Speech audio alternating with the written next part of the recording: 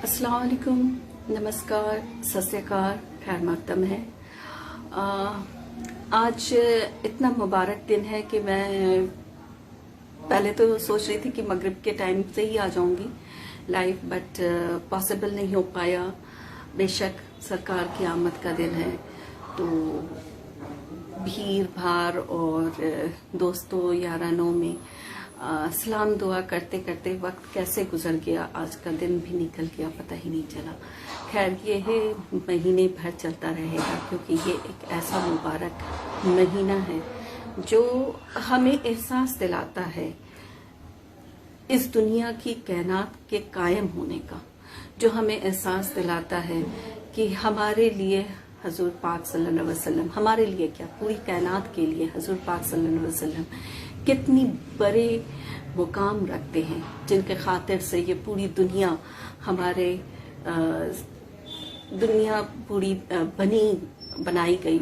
वरना ये दुनिया ना होती, ना हम होते, ना आप होते, ना हमारी बातें होती, ना हमारी मुलाकातें होती, ना ये रिश्ते होते, ना ये नाते होते, ना धरती होती, ना आसमान होता। जो तू ना होता तो कुछ भी कायनात में कहाँ होता। तो मुझे पता नहीं कि आज मैं किस मौजू पे बात करूं, क्योंकि ऐसी कोई भी बात नहीं है जो आपको या हमें हजूर पाक सल्लल्लाहु अलैहि वसल्लम के बारे में मालूम ना हो, इत्तला ना हो। लेकिन कुछ ऐसी बातें हैं जिसे शायद हमें और आपको आज के दिन दोहराने की जरूरत है। इसलिए नहीं क्योंकि हम नहीं जानते, इसलिए ताकि हम उस पाबंदी से अपनी जिंदगी में ला सकें, ताकि हम बता सकें कि हम उन पाक मुबारक पैगंबर के सिलसिले से चले आ रहे हैं, उनके मानने वाले, उनके बंदों में से हैं, ताकि दुनिया ये समझ सके कि इस्लाम का असली चेहरा, जो इसने इस्लाम का परचम इतनी बुलंदी से पहुंचाया, उसका असली चेहरा क्या होता है। मैं ये नहीं कहती कि आप सही नहीं या मैं गलत नहीं, दोनों ही बात है, लेकिन बात जाके वही रुकती है कि क्या हम सही मानों में उनकी, जिनके मुबारक महीने को मनाने के लिए इतनी धूमधाम मना रहे हैं, क्या उनकी सुन्नतों पे जायज तरीके से चलने की तौफीक रख रहे हैं या कोशिश तक कर रहे हैं। शायद नहीं, शायद अभी हमें कुछ बहुत ज्यादा अमल को अपने अंदर लाने की, अपने अंदर ढालने की जरूरत है उस पहचान को बनाने की जो पहचान हमें हजूर पाक ने दे के गए हैं, उनकी विरासत को चलाने की जो विरासत हमारे हजूर पाक सल्लल्लाहु अलैहि वसल्लम और सहाबा और आलिमों ने हमें दी है, उस सौगात को अपने बच्चों और आने वाली नस्लों तक पहुंचाने की। शायद कहीं ना कहीं हम गुमराही में जा रहे हैं। मैं ये नहीं कहती कि आप और हम गलत हैं, पर कुछ तो गलत है, कुछ तो गलत है जो इतना ज्यादा, जहां इस्लाम को इतनी बुलंदी मिली, जहां इतनी ज्यादा तेजी से वो फैला, जहां इतनी ज्यादा तेजी से उसे अपनाया गया, दिल से लगाया गया, वहां आज इस्लामोफोबिया जैसी टॉपिक्स पे डिस्कशन होता है। इस्लाम को टेररिज्म के साथ जोड़ा जाता है, इस्लाम को हर तरह की पाबंदियों के साथ, औरतों पे जुल्म के साथ जोड़ा जाता है, जो कि वो पहला परचम था जिसने औरतों को, बच्चियों को इतनी ज्यादा तौफीक दी, इतनी ज्यादा उन्हें डेवलपमेंट दिया जो कोई भी धर्म आज तक नहीं कर पाया।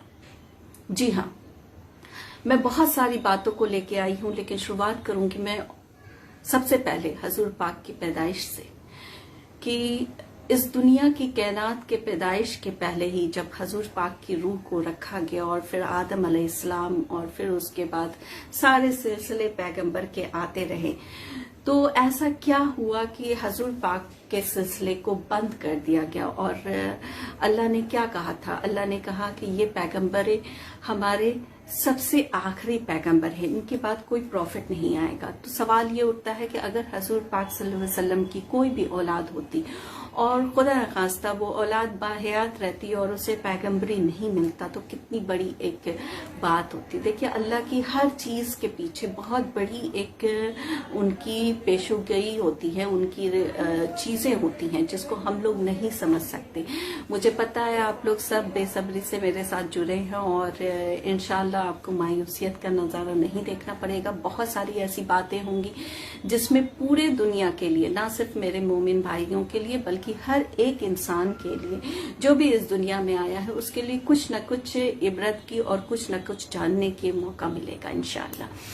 تو جیسا کہ میں نے کہا کہ اگر ان کے اولاد ہوتی اور وہ خدا نخواستہ پیغمبری نہیں حاصل کرتی تو کتنی بڑی مایوسیت کی بات ہوتی. تو اللہ نے ان سے ان کے اکلوتے وارث جو ابراہیم علیہ السلام ہوئے تھے انہیں بھی ان سے, اور پہلے جو 3 وہ سارے کو اللہ نے ان سے چھین لیا تاکہ کوئی بھی اس طرح کی بات نہ آئے جس میں کوئی بھی ان پہ نکتہ چینی نہ اٹھے کہ بھائی آپ کے بعد وراثت چلانے والا تھا لیکن اسے پیغمبری نہیں ملی. پھر اللہ نے جب ان کی پیدائش کی تو ان کے والد کو چھین لیا. اس کے بعد ان کی والدہ بھی ان سے کچھ ہی سال میں مطلب ختم ہو گئی, وہ ان سے الگ ہو گئے. اور پھر ان کے دادا, پھر دادا کے بعد چچا نے ان کو کافی لمبے عرصے تک ان کی پرورش کی, ساری چیز دیکھ بھال کی. تو ان کے والد کی ان کے پیدائش کے پہلے ایسا کیوں کیا گیا کہ ایک بچے کو جو کہ پیغمبر دین ہے, نہ صرف مطلب دنیا کے آسمان ہر ایک جگہ کی حکومت میں راج کرنے والا انسان, اس کے والد کی سایہ اس کے پیدائش کے پہلے ہی اٹھا لیا گیا تاکہ کوئی یہ نہ بولے کہ ہمارے نبی کو ہر ایک چیز سہولیت سے ملی اور انہوں نے ہر ایک چیز اپنے ماں باپ کے پہلو میں پائی. تو بہت ساری باتیں ہیں جو انسان سمجھنے کی کوشش کرے, اس میں بہت ساری عبرت ہے. فار ایگزامپل ایک تو عبرت یہ رہی کہ ان کے ماں باپ کی پہلو نہیں رہی. دوسری بات یہ رہی کہ ایک ایسا انسان, یہ دکھایا گیا ہے کہ کوئی بھی اسلام میں چاہے وہ بیچارہ اناتھ کیوں نہیں ہو, کوئی وہ اس کی پرورش کرنے والا چاہے کوئی نہیں ہو, وہ اس بلندی تک پہنچ سکتا ہے جس کی کوئی امید نہ کر سکے. کتنی بڑی بات ہے اگر اسے دوسری طرح سے دیکھا جائے تو, کہ ایک اناتھ بچہ پورے دین اسلام کا پوری دنیا اور آخرت کے لیے پیغمبر دین بن کے آیا, جس کے واسطے سے سارا چیز ہوا, جس کے واسطے سے یہ زمین آسمان بنی.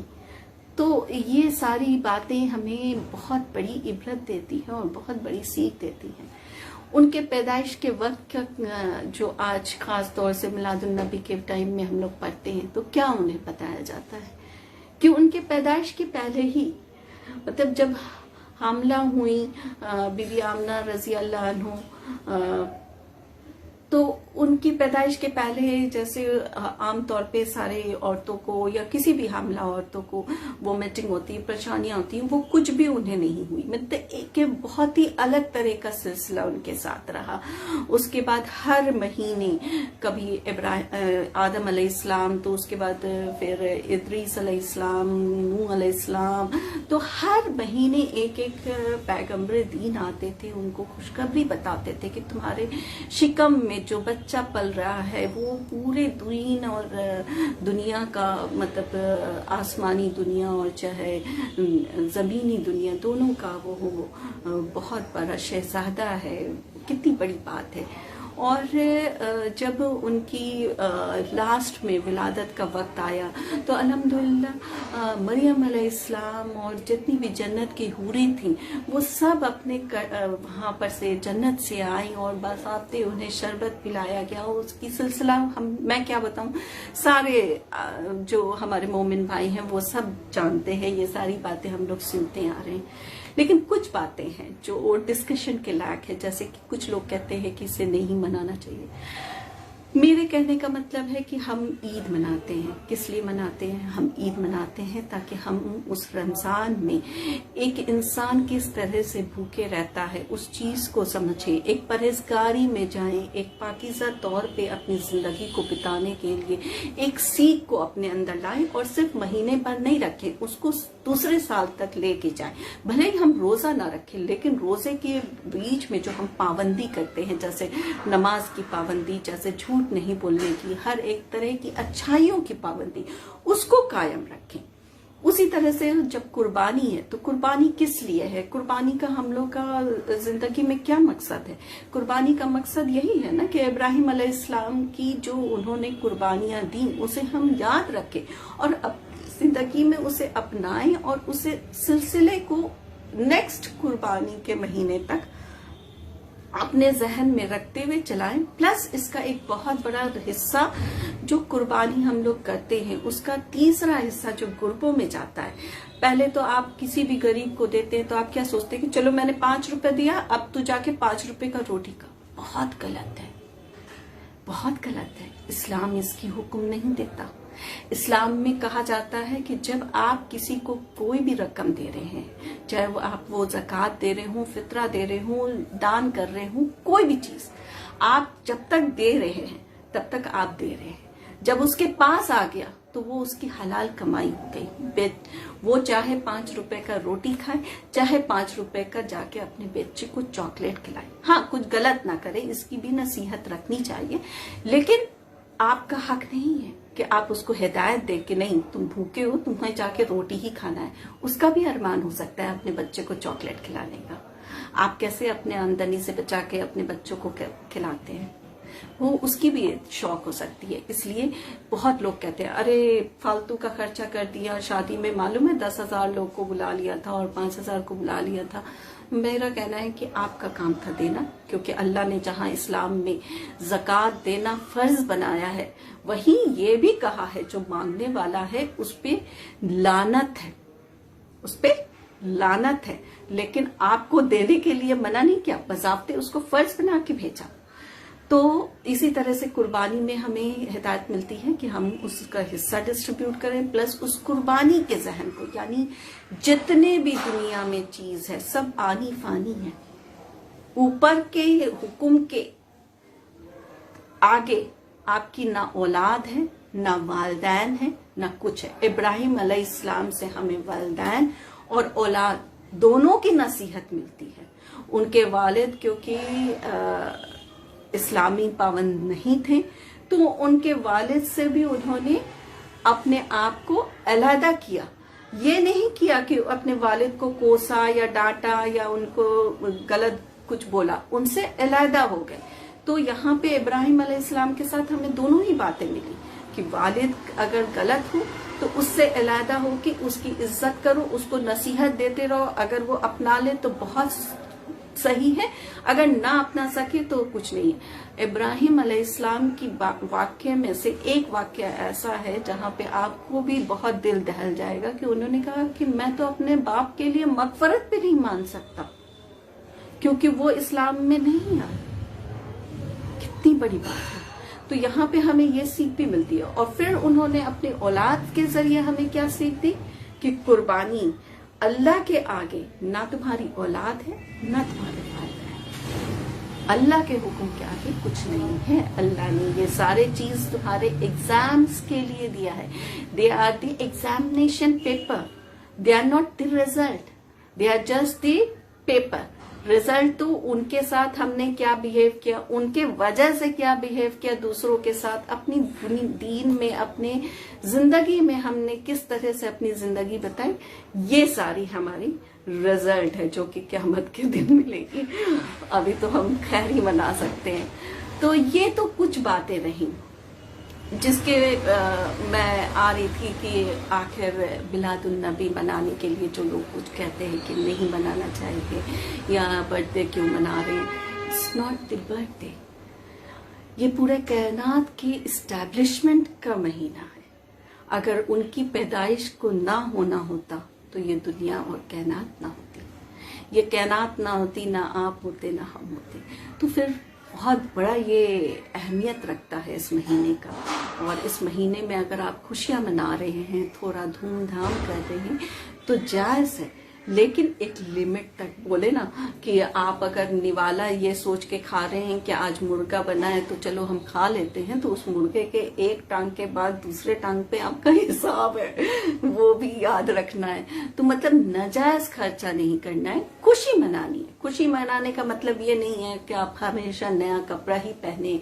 नया कपड़ा सिर्फ और सिर्फ इस्लाम में, रमजान में, ईद में मतलब आपके ऊपर हिसाब नहीं है। बाकी कोई भी, चाहे वो कुर्बानी हो, चाहे आपका बर्थडे हो, चाहे मिलादुन नबी के मौके पे हो, कोई भी मौका हो, किसी भी बहाने पे अगर आप कर रहे हैं तो उसका हिसाब है।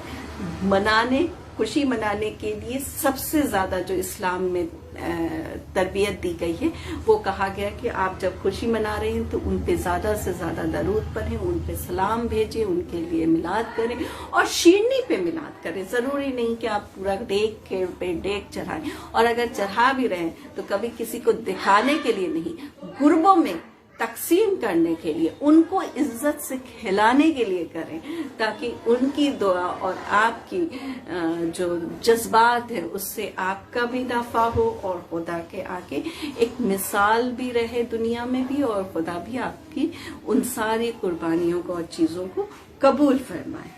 तो ये तो हुई एक कि उनकी पैदाइश तक का। अब उनकी पैदाइश के बाद क्या क्या सिलसिला चला? क्या उनकी पैदाइश के तुरंत बाद उन्हें लोगों को पता चल गया था कि वो नबी थे? नहीं, उनकी पैदाइश के बहुत सालों तक किसी को इल्म नहीं था कि वो नबी थे। लेकिन उनकी जो बचपन से सलीके थे वो बिल्कुल और बच्चों से अलग थे। उन्होंने बहुत सारी जगह रिवायत की है, आयशा रज़ी अल्लाह के जरिए ये रिवायत मिलती है कि वो कहते थे कि मैं जब बहुत ही छोटा था, बच्चा था, तब भी मेरे दिल में सकूनियत नहीं होती थी। मतलब मैं सो भी जाता था, मतलब मेरी आंख अगर बंद भी रहती थी तो मेरी दिल की बेचैनियां है ना जो जागी रहती थी। और वो बेचैनियां किसके लिए थी? हम जैसे बेगुनाह और गुनाहगार उम्मतियों के लिए। बेगुनाह वो जिन्होंने गुनाह ना किया हो और उसे उठा लिया गया हो। और मैं तो अपने आप को बेगुनाह नहीं कह सकती, क्योंकि पता नहीं अल्लाह के नजर में मैं कितनी गुनहगार हूँ और कितनी सही हूँ। क्योंकि वो कहते ना, एक शराबी ने पूरी जिंदगी शराब पिया, पूरी जिंदगी मस्जिद ना गया, लेकिन एक बार उसने जब यूरिनेट कर रहा था तो पश्चिम मुंह के होने पे तुरंत उसने पलट के अपने आप को बदल लिया और तौबा पढ़ लिया, तो उसे जन्नत मिल गई। और जो पूरे परहेजगार थे उन्होंने गलती से पश्चिम की तरफ कर दिया और कहा कि अब जो कर लिया तो कर लिया, करने देते हैं, तो उन्हें जहन्नुम मिल गया। तो आप बिल्कुल नहीं जान सकते कि आप क्या सोच के कर रहे हैं और उसकी अमली आपको क्या मिलने वाली है। इसीलिए बोलते हैं कि Islam is practical, Islam is not theoretical. आप जितनी भी बातें जानते हो, अगर अपनी जिंदगी में उसकी एक भी अंश आप नहीं ला रहे हैं, आप कामयाब नहीं हो सकते। आप कामयाब नहीं हो सकते। जहां पे आपके अंदर तकब्बुर आ गया, जहां पे आपके अंदर ये रौफ आ गया कि मैं तो जानता हूं, मैं तो आलिम हूं, और अमल कर रहे हैं और अपने अमल में ही कुछ नुकसान कर बैठे, या कुछ इस तकब्बुर के वजह से आप कहीं खुदा न खास्ता जहन्नुम की आग का हिस्सा न बन जाए। तो इस्लाम जितना आसान है उतना ही ज्यादा स्ट्रॉन्ग हार्ड भी है। ये सारी बातों को हमें ध्यान रखना पड़ता है। और जहां तक मैंने कहा कि आज का मौसम, मैंने बहुत सोचने के बाद कहा कि आखिर ऐसा क्या रखें, तो मैं 3 मौजू पे आज बात करने वाली हूँ। मुझे पता नहीं कि मैं इसे कितना देर में कंप्लीट कर पाऊंगी। पहला मौजू कि इस्लाम को इस्लामोफोबिया तक कैसे पहुंचा दिया गया, इस्लाम को टेररिज्म के साथ कैसे जोड़ दिया गया, इस्लाम में ट्रिपल तलाक के इशू उठाते उठाते इसे ही इस्लाम को औरतों पे जुल्म वाला कैसे बना दिया गया। इस मौजू पे आज मेरी डिस्कशन है। और अगर आप लोग को कुछ भी ऐसी क्वेश्चन लगती है, क्योंकि मैं देख रही हूँ आपके क्वेश्चंस आ रहे हैं, आपके सलाम आ रहे हैं, माशाल्लाह सब आ रहे हैं, मैं जवाब इसलिए नहीं दे रही हूँ क्योंकि एक आदमी लहजे में बोलता रहता है तो अचानक से अगर वो ध्यान भटक जाए तो वो लहजा खत्म हो जाता है। तो मैं सबके लिए मेरे वालेकुम सलाम है और शुक्रिया है कि आप लोग हैं मेरे साथ जुड़े हुए। और मैं रिक्वेस्ट करूंगी कि आप लोग प्लीज अपने अपने पेज पे जाके प्लीज इसे लाइव शेयर करें ताकि दूसरे लोगों तक भी पहुंच सके। ये 3 टॉपिक्स बहुत इम्पोर्टेंट है आज के टाइम में हमें समझने की, और इससे बेहतर आज के दिन से बेहतर ये दिन नहीं हो सकता जिस दिन हम ये चीज को समझे और अपनी जिंदगी में अमल करें ताकि इसका नक्शा बदल सके। सबसे पहले मौजू जो मैं स्टार्ट करूंगी वो होगा औरतों पे और बच्चियों पे। इस्लाम जब स्टार्ट हुआ, जब हजूर सल्लल्लाहु अलैहि वसल्लम को नबूवत नहीं मिली थी, उस टाइम में भी खदीजा रजी अल्लाह एक बहुत ही शानदार और वेल नोन, वेल फेमस और बहुत ज्यादा इकोनॉमिकली स्ट्रांग लेडी थी जो कि बिजनेस करती थी। उन्होंने बिजनेस तिजारत के वजह से ही हजूर सल्लल्लाहु अलैहि वसल्लम से उनकी राब्ता हुई, उनकी नेकियों को, उनकी अच्छाइयों को देख के फिर खदीजा रजी अल्लाह अन्हा ने अपनी बहन के जरिए उनके पास निकाह का फरमान भेजा और हजूर सल्लल्लाहु अलैहि वसल्लम ने उन्हें एक्सेप्ट किया और बाज़ाब्ते निकाह किया। जब उन्होंने निकाह किया तो एक औरत के हिस्से में, जो खदीजा रजी अल्लाह के हिस्से में उनके मरहूम शौहर के जरिए जो भी जितनी भी दौलत आई थी उस पे जो उनका हक होता है, क्योंकि उनके 3 बच्चे ऑलरेडी थे, 3 बेटे ऑलरेडी थे उनके मरहूम शौहर से, तो उन बच्चों का हक के बाद जो एक औरत का हक होता है वो उस औरत के हक में जब वो लेके आई तो सबसे पहले जो निकाह की रात थी उस रात में हजूर सल्लल्लाहु अलैहि वसल्लम ने क्या इल्तिजा किया कि खदीजा अगर तुम मेरे निकाह में आना चाहती हो तो सबसे पहली जो मेरी शर्त है वो ये है, शर्त नहीं एक रिक्वेस्ट समझ लो, ये है कि आपको अपनी सारी आशो आराम और सारी दौलत को आपको तकसीम करनी होगी, दूसरे को देनी होगी, इसे गुरबों के हिस्से में डालनी होगी और फिर आप मेरे निकाह में आ सकती हैं। कितनी बड़ी मिसाल है इस्लाम के लिए। जो लोग आज खुदा न खास्ता कहीं पे भी दान मतलब किसी भी तरह से वो निकाह में पैसे लेने और किसी भी तरह की चीज लेने की कोशिश करते हैं, उनके लिए ये हिदायत है। अगर आप ये हिदायत नहीं अपने जिंदगी में ला रहे हैं तो आप इस्लाम से बहुत दूर हैं। सिर्फ ज़किया नाम होने से इस्लाम नहीं आ जाता, सिर्फ मोमिन के मतलब मुसलमान का कलमा पढ़ लेने से आप मुसलमान बन जाएंगे, मोमिन नहीं बन सकते। आप उसकी अहमियत को नहीं जान सकते, आप दूसरे के सामने इस्लाम का नुमाइंदा बन के खड़े नहीं हो सकते। आपको ये चीजें अपनी जिंदगी में लानी है। तो पहला जो चीज है जिसे दौरी बोलते हैं, जिसे हर तरह की जबान में हर तरह से बोलते हैं, वो उसको मैं पहले पहलू को कंप्लीट कर रही हूँ। इस्लाम में क्या है असल में? नो दौरी, जबकि उनके अपनी रकम थी, वो ना उनके वालिद की थी, ना उनके शौहर की थी, ना उनके बच्चे की थी। वो आराम से उसे यूज कर सकती थी क्योंकि निकाह के बाद वो शौहर उस पे हक मतलब हकजोई नहीं है, लेकिन उन्होंने खुद से अगर दे दिया तो उसका ये है होता है, लेकिन उन्होंने पहले ही उसे हटवा दिया। पहला चीज। दूसरा चीज, मिसाल निकाह में दौरी के ऊपर एक दूसरी मिसाल मैं आपको दे दूं। हजरत सल्लल्लाहु अलैहि वसल्लम को ऑलरेडी पता था कि बीबी फातिमा रजी अल्लाह को हजरत अली पसंद करते हैं। यहाँ तक कि जन्नत से जबरील अलैहिस्सलाम ने आके भी बोल दिया था कि बीबी फातिमा का निकाह हजरत अली से करवाया जाए, ये अल्लाह की मर्जी है।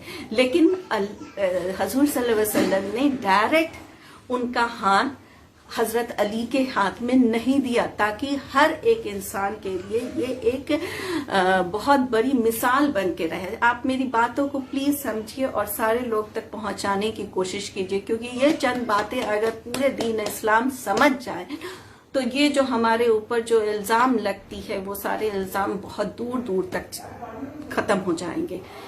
तो उन्होंने डायरेक्ट हाथ नहीं दिया, उन्होंने एक बजावते कंपटीशन रखा जिसमें सिलेक्शन किस बात पे होनी थी कि जो सबसे पहले कुरान की तलावत खत्म कर लेगा उसे बीबी फातिमा रजी अल्लाह से निकाह कर दिया जाएगा, उसका निकाह। तो दूर दूर से काफी शहजादे, काफी अमीरजादे लोग पहुंचे और हजरत अली उस महफिल में खड़े भी नहीं हुए, वो एक कोने में दरवाजे के पास लग के खड़े हो गए। और जब ये ऐलान शुरू हुआ तो हजरत अली ने क्या किया, बिस्मिल्लाह करके 3 बार कुल वल्लाहु अहद पढ़ा। अभी सब लोग अपने अपने पारे पढ़ ही रहे थे तो हजरत सल्लल्लाहु अलैहि वसल्लम ने ऐलान कर दिया कि आप लोग जहाँ पे हैं रुक जाएं, मुझे मेरी बीवी फातिमा रजी अल्लाह के लिए शौहर मिल गया है जिसने कुरान पढ़ लिया। सब लोग ताजुब में आ गए कि इतनी जल्दी कौन है फर्जंद है जो कुरान की तिलावत खत्म कर लिया। तो उसमें फिर हुज़ूर सल्लल्लाहु अलैहि वसल्लम ने ये बयान किया और ये बयान को बज़ाब्ते हदीसों में रखा गया है ताकि हम लोग को पता रहे कि 3 कुल वल्लाह एक कुरान मजीद की तिलावत के बराबर है। तो उन्होंने फिर बोला कि ये 3 बार कुल वल्लाह पढ़ लिए हैं और इनका।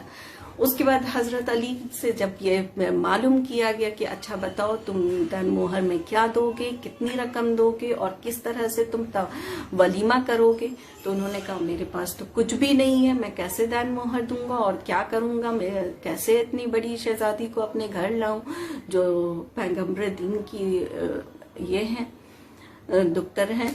तो फिर उसके बाद उनकी तरफ से उमर रजी अल्लाह ने कुर्बानी दी और उस कुर्बानी से वलीमा हुआ और जो हजरत अली के पास जितनी रकम थी उस रकम को अदा करके दैन मोहर दिया गया और फिर इनका निकाह हुआ। अब यहाँ पे जो पॉइंट है वो आप लोग प्लीज नोट कीजिए, दैन मोहर दिया गया, उसके बाद निकाह में होने के बाद फिर दैन मोहर दे के फिर रुखसती हुई।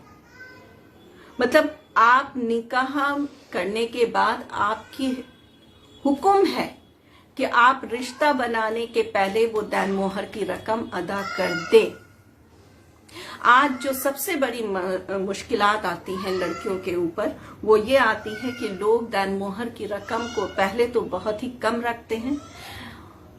आपको हुक्म है आप अपनी हैसियत के हिसाब से, अगर आपके पास आज के टाइम में 10 रुपए है और आपको लगता है कि आप 3 रुपए उस लड़की के लिए दे सकते हैं तो आप वो 3 रुपए दे और देने के बाद ही रिश्ता बनाएं, ये हुक्म है। अगर नहीं कर रहे हैं तो जितना दिन वो आप रोक रहे हैं, आप सोच रहे हैं कि ये मैंने तो 3 रुपए देना है, आज मैं 3 लाख कमा रहा हूं तो मैं 3 ही रुपए दूंगा, आप यहां गलत हैं। आप भले ही दुनिया में अपने आप को निकाल लें इज्जत से, लेकिन अल्लाह के नजर में आपकी इसकी जुर्माना बढ़ती जा रही है। आप अगर ये सोच रहे हैं कि हमने 3 रुपए ही सिर्फ देना है, आप बहुत बड़ी गलती में हैं, आप बहुत बड़ी गलती में हैं। आप गुनाह कर रहे हैं उस औरत पे भी और अपने आप पे भी, अपने बच्चों पे भी। तो प्लीज इस चीज को आप संभालिए। अगर जितनी भी आपकी हैसियत हो उतना का दैन मोहर रखें। कहीं पे दौरी नहीं है इस्लाम में, दैन मोहर है, दैन मोहर निकाह के तुरंत बाद देनी है। अगर आप नहीं दे रहे हैं तो उसका जो चीज है, जो इंटरेस्ट है, हम लोग के इस्लाम में इंटरेस्ट नहीं होता है, लेकिन उसका एक जो आपका बढ़ रहा है, सैलरी बढ़ रहा है। मान लीजिए आप 10 रुपए की हैसियत रख रहे थे तो इसलिए आपने 3 रुपए रखे। आप आज के जमाने में 10 लाख की हैसियत रख रहे हैं तो वो 3 रुपए नहीं, फिर वो 3 लाख हो जाएगा। आप उस चीज को समझिएगा और वो चीज के हिसाब से ही आपको दैन मोहर अदा करना है। अगर खुदा न खास्ता आप दैन मोहर अदा किए बिना फौत हो जाते हैं किसी भी वजह से और आपकी बीवी आपको माफ कर देती है, इसीलिए जब जनाजा निकलता है तो उससे पहले जो भी होते हैं, अगर बीवी है बाहयात है तो उससे बज़ाब्ते माफी दिलवाई जाती है शौहर को।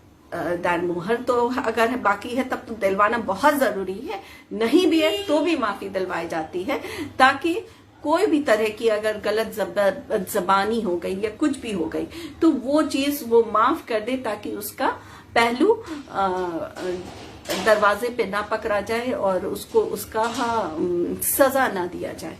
देखिए इस्लाम में एक तो आपको निकाह के पहले क्या हुकूक है वो बताया गया, उसके बाद दान मोहर नहीं देना, मतलब दौरी कोई नहीं है, दान मोहर है उल्टा, प्लस उसके बाद फिर आप जब फौत करते हैं तब भी बीवी से आपको पहले आपकी माफीनामा होनी है, तब आपका जनाजा उठ के जाएगा, तकफीन होगा। कितनी बड़ी बात है। तब मौत के पहले पहले तक भी बीवी की हुकूक कितनी बड़ी है। एक ऐसी इंसान जिससे कभी रिश्ता ना रहा हो, क्यों खूनी रिश्ता ना हो, उस रिश्ते को अल्लाह ने अपने नजर में कितनी मकबूलियत दी है और कितना बड़ा दर्जा दिया है। उस रिश्ते में अगर आप लोग गलत तरीके से पेश आ रहे हैं तो मेरे भाई आप लोग इस्लाम का नाम कर रहे हैं। आप अपने बीवी को इज्जत दें, उसे वो रुतबा दें जिसकी वो हकदार है। अपनी बच्चियों को जिस तरह से आप इज्जत और रुतबा दिलवाना चाहते हैं उसी तरह से अपनी बीवियों को दें, क्योंकि अल्लाह आपकी सारी गलतियों की सजा आपके बच्चों के आगे देता है, ताकि आपको तरद्दुद हो, तकलीफ हो, आपको उसको ज्यादा पता चले। तो हम ऐसा क्यों करें नौजुबिल्ला कि हमें अपने बच्चे की तकलीफ देखनी पड़े। हम क्यों ना ऐसी मिसाल करें कि दुनिया हमें कहे कि वाह क्या बेटी को पाला है और किस तरह से अपनी दुख्तर को जिंदगी में खुशियां दी हैं, देखो उसकी दुख्तर कितनी खुश है। तो ये तो हुई अभी सिर्फ निकाह तक की बात, ठीक है। तो निकाह में पहला चीज, अब यहाँ पे मैं दो बातें और जोड़ूंगी। उसमें दूसरी बात ये है कि जब लोग कहते हैं कि अरे तुम लोग के यहाँ तो बेटी को सिर्फ 1/3 हिस्सा मिलता है और बेटे को 2 हिस्सा मिलता है, अरे बेवकूफों आप लोग बहुत गलत हैं। बेटी को तो 3 हिस्सा मिलता है, बेटे को सिर्फ 2 हिस्सा मिलता है। आप लोग को तो कुछ पता ही नहीं है इस्लाम के बारे में। बेटी को 3 हिस्सा कैसे मिलता है, पूछिए मुझसे। पहला हिस्सा उसके अपने हैं घर से मिलता है, उनके वालिद से मिलता है, जो कि 1/3 होता है, ठीक है। दूसरा हिस्सा दान मोहर का होता है, जिसपे सिर्फ और सिर्फ बीवी का हक होता है और किसी का नहीं। तीसरा हिस्सा जो आता है, जो कि शौहर के, अजान हो गई 2 मिनट के लिए।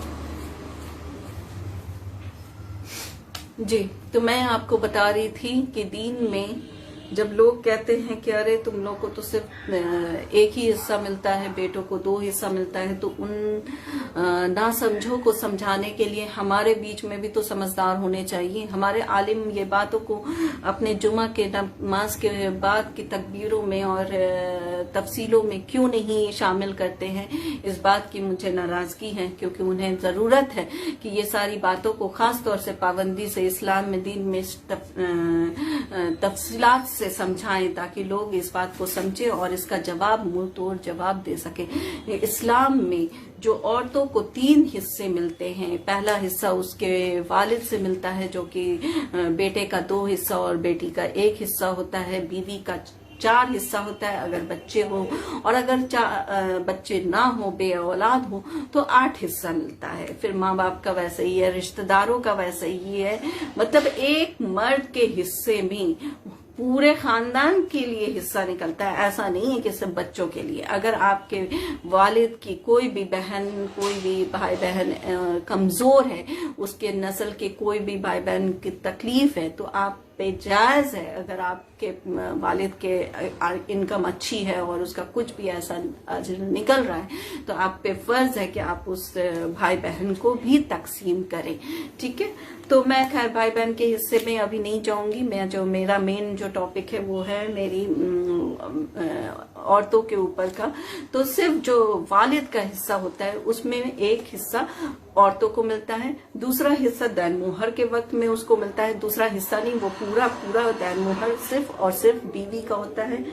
उसके जो तीसरा हिस्सा उसके हाथ आता है वो होता है जब शौहर फौत कर गया या उसकी विरासत का जो एक, मैंने जैसे बताया, अगर बच्चे हैं तो चौथा हिस्सा, अगर बच्चे नहीं हैं तो 8वां हिस्सा।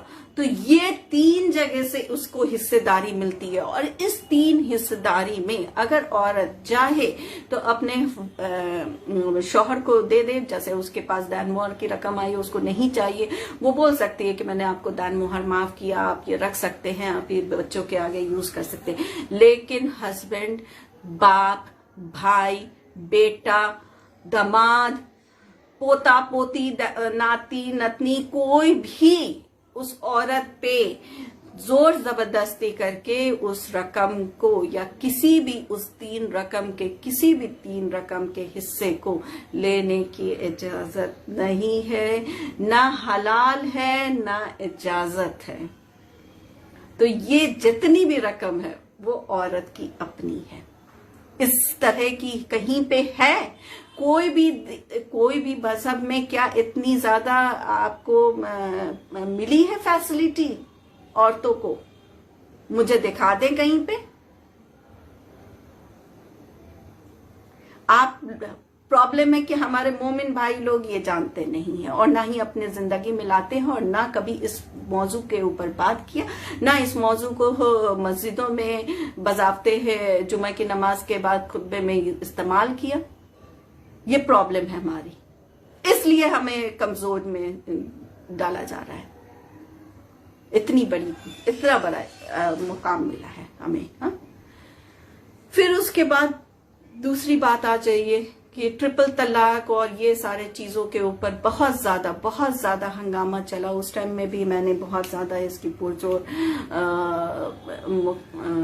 मतलब मुकाफलत की थी, क्योंकि मुझे पता है कि पहली बात कि ट्रिपल तलाक जैसा कोई भी चीज इस्लाम में है ही नहीं। इस्लाम में दूर दूर तक ट्रिपल तलाक का कोई बुनियाद नहीं है। इस्लाम में जिस तरह से निकाह के टाइम में एक औरत की पाकीज़गी होना जरूरी है, मतलब उसको किसी भी तरह के हैज में ना होना, किसी भी तरह की नापाकी में ना होना कंपल्सरी है। इसलिए एक औरत के हैज के पीरियड को देखते हुए उसके निकाह का वक्त रखा जाता है कि वो हैज में ना हो। उसी तरह से तलाक के वक्त में भी वो हैज के पीरियड में नहीं होनी चाहिए। क्या व्हाट्सएप के जरिए हैज का पीरियड चल रहा है कि नहीं पता कर लीजिएगा। क्या आप लेटर के जरिए उसका हैज का पीरियड चल रहा है कि नहीं पता कर लीजिएगा। जब आप नहीं कर सकते हैं तो फिर ये कहां से आ गया? ये कहीं नहीं है, ये कहीं नहीं है। जितना इस्लाम में, जितना हमारे में परहेजगारी है, उतना ही ज्यादा खुल के हर चीज की निशानदेही दी गई है, हर चीज के बारे में इल्म दिया गया है। इतना ज्यादा हम लोग में पर्दा रखा जाता है। लेकिन देखिए, ये सारी बातों को इस्लाम में बताया गया है, पर्दे में ही रखते हुए हर एक बात को बताया गया है, ताकि कोई भी बंदा किसी भी तरह की गलत चीज में ना जाए। तो क्या आप इस हैज के पीरियड को जान लेते हैं? नहीं जान सकते ना। तो फिर इसमें ट्रिपल तलाक कहां से आ गया? दूर दूर तक नहीं है। اگر کوئی کر رہا ہے ناسمجھی میں اور کوئی اس کی پیشگوئی کو خطبے میں یا کسی بھی طرح سے اسے بولتے نا یہ کر رہے ہیں اس چیز کو، کوئی بھی امام یا کوئی بھی مؤذن یا کوئی بھی اس طرح سے ہمارے علماء اس کی طرفداری کر رہے ہیں، تو انہیں بھی حشر کے میدان میں تو جانا ہے. انہیں سمجھنے کی ضرورت ہے اگر وہ نہیں سمجھ رہے ہیں. اور کسی بھی طرح کی ایک بولتے ہیں نا کہ ہم لوگ کچھ بھی کہتے ہیں یا کوئی بھی چیز کرتے ہیں تو ہم وہ کہنے اور کرنے کے بیچ میں دوسرے انسان کی اپنی مرضی، اپنی مصلحت شامل ہوتی ہے. ایسا نہیں ہے کہ وہ انسان کسی نے کچھ کہہ دیا تو وہ اس چیز کو اپنی زندگی میں لے آئے گا. اس کی بھی دماغ ہونی چاہیے کہ وہ اس چیز کی تفتیش کرے اور جانے. ہاں لیکن جو لوگ غریب ہیں، جو لوگ ناسمجھ ہیں، جو پڑھے لکھے نہیں ہیں، جو اسلامک تعلیموں کو نہیں جانتے ہیں، ان کے لیے تو ہر ایک بات جو ہمارے عالموں نے کہہ دیا وہ بضابطے بولتے نا پتھر کی لکیر بن جاتا ہے. اس لیے ضرورت ہے کہ عالموں کو بہت زیادہ پابندی کے ساتھ اور پرہیزگاری کے ساتھ ہر ایک چیز کی بیان بازی کرے. نہ اس طرح کی بیان اس کیس میں آتی، نہ یہ ٹرپل طلاق کا موضوع اٹھتا، نہ اس میں ہمارے اتنی زیادہ نام خراب ہوتی. تو یہ ساری چیزوں کو ہمیں، نقطوں کو ہمیں اپنے زندگی میں سمجھنے کی اور اس چیز کو رکھنے کی بہت ضرورت ہے. اس کے بعد جو ہمارا تیسرا اور موسٹ امپورٹنٹ ٹاپک ہے وہ یہ ہے کہ اس میں ایک اور ٹاپک رہ گیا، وہ یہ کہ جب اسلام حضور صلی اللہ علیہ وسلم سعودی میں پہنچے تو اس ٹائم میں عورتوں کے ساتھ کیا بنیادی تھی. کیونکہ نکاح کے اوپر بھی بہت سارے بات ہے کہ آپ لوگ میں تو 4 نکاح ہے اور 7 نکاح کر سکتے ہیں اور 11 کر سکتے ہیں اور یہ کر سکتے ہیں اور وہ کر سکتے ہیں، ٹیمپروری کر سکتے ہیں اور ایسے کر سکتے ہیں، ویسے کر سکتے ہیں. تو سب سے پہلے تو آپ اس ایرا کو سمجھیے جس ایرا میں اسلام کی یہ سارے پیشے گوئی کی گئی اور ساری چیزیں اسلام پروان چڑھا. اس ٹائم میں کیا تھا، سعودی میں کیا رولز چل رہے تھے. اس ٹائم میں عورتیں بچیوں کے اوپر حد سے زیادہ ظلم تھا. اتنا زیادہ ظلم تھا کہ ایک چھوٹی دودھ پیتی بچی کو شیشہ پیس کر ملا کے مار دیا جاتا تھا تاکہ وہ حیات ہی نہ آئے. ہمارے حضور پاک نے اس ساری چیزوں کو حرام بتایا اور اسے بہت زیادہ جتنے بھی اسلام میں آئے انہیں اپنی دختروں کو، اپنی 4 بیٹیوں کی مثال کے طور پہ دکھا کے انہوں نے بتایا کہ ایک اسلام میں ایک بچیوں کی زندگی کتنی اہمیت رکھتی ہے اور کتنا زیادہ اس کے اوپر لکھا گیا کہ 3 بچیاں ہیں تو آپ جنتی ہیں اور یہ ہیں، اور مطلب ہر طرح سے ایکسپلین کیا گیا کہ بچیوں کے لیے اسلام میں بہت بڑا درجہ ہے. کہیں سے بھی وہ نحوسیت کی، کہیں سے بھی وہ آپ کی بربادی کی، یا کہیں سے بھی وہ آپ کے غلطیوں کی یا آپ کے بولتے نا غریبی کی ذمہ دار نہیں، بلکہ آپ کے لیے اچھائیوں کی، آپ کے پیسوں میں برکت کے لیے، آپ کے گھر میں برکت اور رونق کے لیے ذمہ دار ہے. یہ ساری باتیں تو اس کے بعد نکاح کہا جاتا ہے کہ نکاح کا بولا جاتا ہے 4 شادیاں ہیں، اور یہ زیادہ تر ہم دیکھتے ہیں کہ ابھی بھی حیدرآباد سب میں اور کچھ کشمیر میں بھی بہت زیادہ ہے. وہاں کی عورتیں کافی زیادہ اور پریشان حال میں ہمیں بات بھی کرتی ہیں. بہت سارا کیس ہمارے پاس بھی آیا ہے. تو ان لوگوں کے لیے یہ کافی زیادہ ہدایت کی بات ہے کہ آپ پہلے ایک چیز کو سمجھ جائیے. سب سے پہلا کہ وہ زمانہ وہ تھا جہاں پہ ایک بیوی کو لایا جاتا تھا، اس کو پھر یوز کیا جاتا تھا، چھوڑ دیا جاتا، پھر جب پیار آتا تو پھر اس کو لے لیا جاتا تھا اپنے نکاح میں. تو اس چیز کو ختم کرنے کے لیے حلالہ کا سسٹم آیا تاکہ ایک انسان جس کے غربت ہوگی، مطلب جس کو اپنے تھوڑی بھی عزت ہوگی، وہ کبھی یہ برداشت نہیں کرے گا کہ میری بیوی کسی اور کے نکاح میں جائے اور اس سے پھر طلاق ہو تب میں اس سے نکاح کروں. تو یہ سسٹم کو بند کرنا جو ایک عورت کی بے عزتی کا باعث بن رہا تھا کہ ہر وقت وہ نکاح میں لیتے تھے پھر چھوڑ دیتے تھے، پھر نکاح میں لیتے تھے پھر چھوڑ دیتے تھے، تو اس چیز کو ختم کرنے کے لیے حلالہ کا سسٹم رکھا گیا کہ آپ عزت کے خاطر یہ ورک جو کرتے ہیں وہ بند ہوگا۔ حلالہ کا کوئی بھی اسلام میں اس دور میں کوئی مطلب نہیں رکھتا، پہلا چیز۔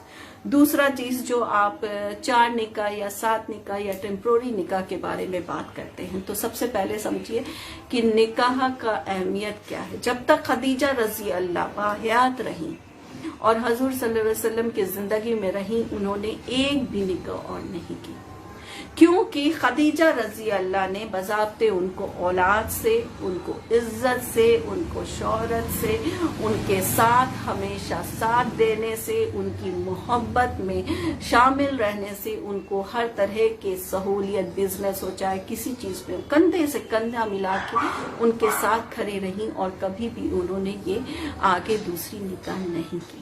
میں یہ نہیں کہتی کہ باپ کی بیوی چاہے وہ عائشہ رضی اللہ ہو چاہے کوئی بھی ہو وہ غلط تھی، نہیں، نعوذ باللہ، بالکل نہیں، وہ سب بھی بہت اچھی تھی، لیکن اس وقت میں جب اتنی زیادہ درندگی تھی کہ 6 8 لوگوں سے شادی کر رہے ہیں، کسی کو کھانے کو مل رہا ہے، کسی کو نہیں مل رہا ہے، کسی کچھ ہے، کسی کچھ ہے، تو وہاں پہ پھر حضور صلی اللہ علیہ وسلم، کیونکہ وہ ایک پیغمبر دین ہے، انہیں ایک مثال قائم کرنی تھی پوری دنیا تک، رہتی دنیا تک کے لیے، تو انہوں نے پھر نکاح کرا 4 لڑکیوں سے، اور 4 جو بیویاں تھیں ان سب بیویوں کا بضابطے ایک دن فکس رہتا تھا۔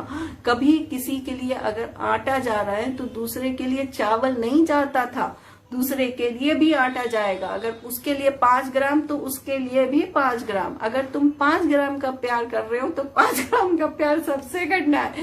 اتنا حساب رکھ سکتے ہیں آپ؟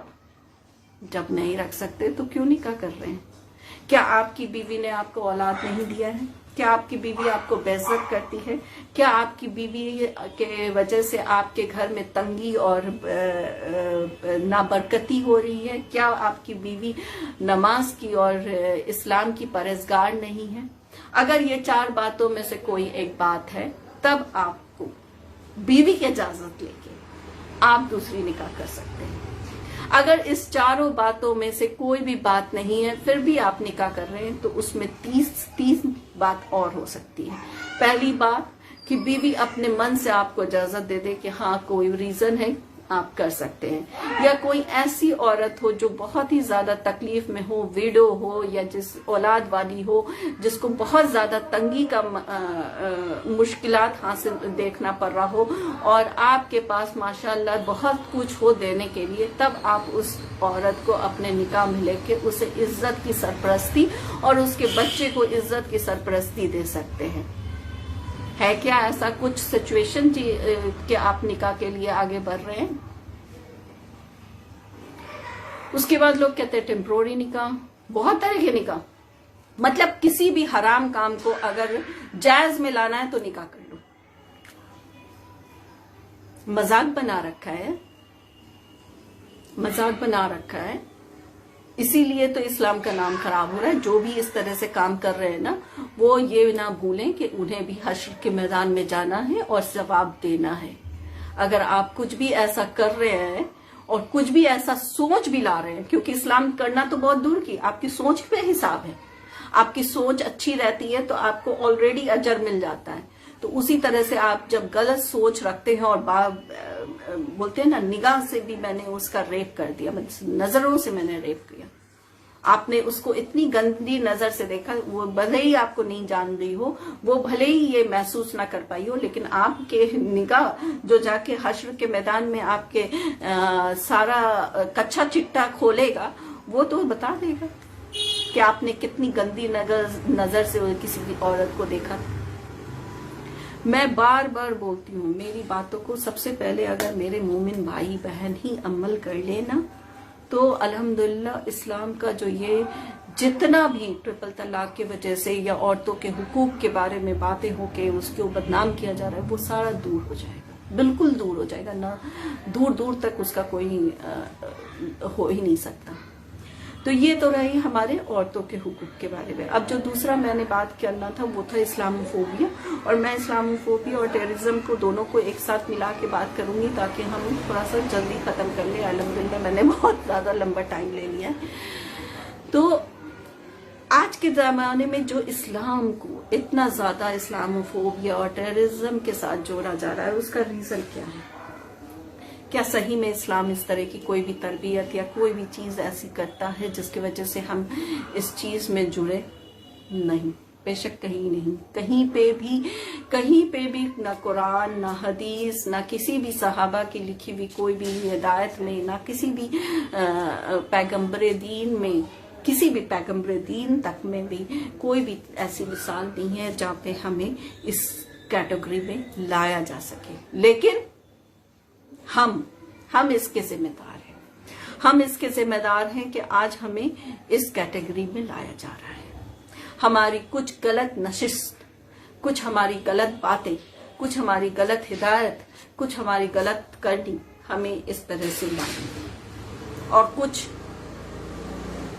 اسلام کے بارے میں آلریڈی قرآن میں لکھا ہے کہ اسلام ایک ایسا واحد ریلیجن رہے گا جس کے پیچھے ہر ایک ریلیجن پڑا رہے گا، اور پھر ایسا وقت آئے گا قیامت کے پہلے کہ پوری دنیا میں صرف اسلام ہوگا، اور پھر بےہودگی بڑھے گی، پھر وہ قیامت کا سہارا ہے.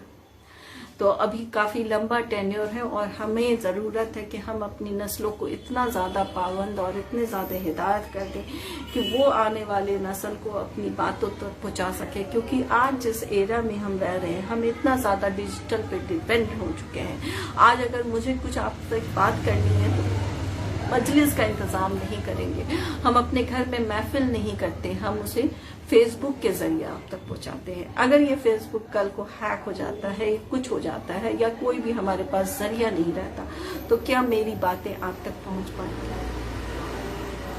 کیا ہم ایک دوسرے سے روبرو ہو کے وہ باتیں کو سمجھ پائیں گے؟ یا کوئی بھی چیز، کوئی بھی، آج آپ فار ایگزامپل ہسٹری کو گوگل کرتے ہیں، ٹھیک ہے، اور ہسٹری کو آلریڈی گوگل پہ چینج کر دیا گیا، تو آپ تو وہی ہسٹری جانیں گے جو گوگل پہ دکھائی جا رہی ہے. اگر میں کہہ دوں گی کہ اسلام میں 5 پیغمبر تھے اور گوگل پہ وہ صرف 5 پیغمبر دکھائیں گے، اور نعوذ باللہ صرف 5 پیغمبر دکھائیں گے، اور ہمارے آنے والی نسلوں کو پتہ نہیں ہوگا کہ 1.25 لاکھ پیغمبر دین گزرے ہیں، تو وہ کیسے جانیں گے اگر ہماری یہ ڈیجیٹل پہ ہماری ڈپینڈنسی اتنا زیادہ رہے گی؟ تو میں جو کہنا چاہتی ہوں اس پہ غور فرمائیں اور کوشش کریں کہ اپنی بچوں کو چھوٹی چھوٹی حدیث کی کہانیاں اور اسٹوری، نائٹ اسٹوریز کے طور پہ اسے ضرور ان کے زندگی میں شامل کریں. جیسے میں نے کل میلاد شریف اپنے گھر میں بس ہم لوگ چاروں نے ایک ساتھ میں پڑھا، اور اس کے بعد میں نے اپنے تینوں بچوں سے ایک ایک کر کے پوچھا، بتائیے آپ کیا جانتے ہیں پیغمبر رسول خدا صلی اللہ علیہ وسلم؟ 3 باتوں سب سے پوچھی، اور الحمدللہ ان لوگوں نے 3 باتیں بتائیں. یہ ہمارا ہو گیا، خطبہ بھی ہو گئی، میلاد بھی ہو گئی، اور ان کی جانکاری بھی بڑھ گئی، اور مجھے بھی نالج آ گیا کہ میرے بچوں کو کتنی حد تک پتہ ہے. تو اس طرح سے چھوٹی باتوں سے ہم بہت آگے بڑھ سکتے ہیں. لیکن بات جہاں پہ بہت زیادہ آگے ہو گئی ہے تو اس کو میں اب اپنے قیامت کے آثاروں کے ساتھ جوڑنا چاہتی ہوں کہ قیامت کے آثاروں میں لکھا ہے کہ ایک وقت ایسا آئے گا جب آپ کو دکھایا جائے گا، جب دجال آئے گا تو دکھائے گا کہ ایک ہاتھ میں اس کے جنت ہے اور دوسرے میں دوزخ ہے، جبکہ وہ وائس ورسا ہوگا، الٹا ہوگا. لیکن جو اسلامی بھائی ہیں، جو بہت زیادہ ایمان کے پختہ رہیں گے اور جو پابند رہیں گے، وہ پہچان لیں گے کہ کون جنت ہے، کون دوزخ ہے، اور کیا صحیح ہے اور کیا غلط ہے، اور وہ اس دجال کو بھی پہچان لیں گے. لیکن کیا ہم یہ نشست اور کیا یہ ساری باتیں ہم اپنے بچوں کو بتا رہے ہیں؟ نہیں بتا پا رہے ہیں. اس باتوں کو بتانے کی ضرورت ہے اور ان باتوں کو آگے بڑھانے کی ضرورت ہے تاکہ ان کے ذریعے ان کے بچوں تک، ان کے بچوں سے ان کے بچوں تک، کیونکہ کل کو اگر یہ ڈیجیٹل سسٹم بریک ڈاؤن ہو جائے، کیونکہ آپ کو آلریڈی پتہ ہونا چاہیے کہ کلاؤڈنگ آلریڈی صرف क्लाउडिंग करने के लिए, सिर्फ डिजिटल डेटा, हैकर्स का डेटा सिक्योर करने के लिए बज़ाब्ते इजराइल ने कितने एकड़ ज़मीन को, कितने सारे एकड़ ज़मीन को बज़ाब्ते उसके लिए लेके उसको प्रिजर्व किया है। तो जब आपकी सारी डेटा वहाँ प्रिजर्व हो रही है, अगर आपके डेटा में मान लीजिए आज आपको, जैसे फॉर एग्जांपल मैं बिटकॉइन करेंसी के ऊपर बात करूँगी, फॉर एग्जांपल आपके पास एक करेंसी है, आपको दे दिया गया, बोल दिया गया ये पेन तुम्हारा है, ये तुम्हारा पेन है, तुम जब चाहो ले सकते हो, लेकिन ये मेरा रहेगा मेरे पास।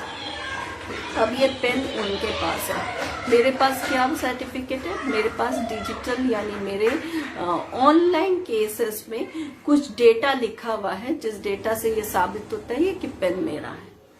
अगर ये डेटा गायब हो गया तो ये पेन जी हाँ, बहुत सारी चीजें हैं, बहुत सारी चीजें हैं। हम लोग क़यामत के ओर बहुत ही तेजी से बढ़ रहे हैं, इसलिए हमारा और भी ज्यादा पाबंद होना, हमारे बच्चों में और भी ज्यादा तरबियत को डालना हमारे लिए बहुत ही ज्यादा इम्पोर्टेंट हो चुका है।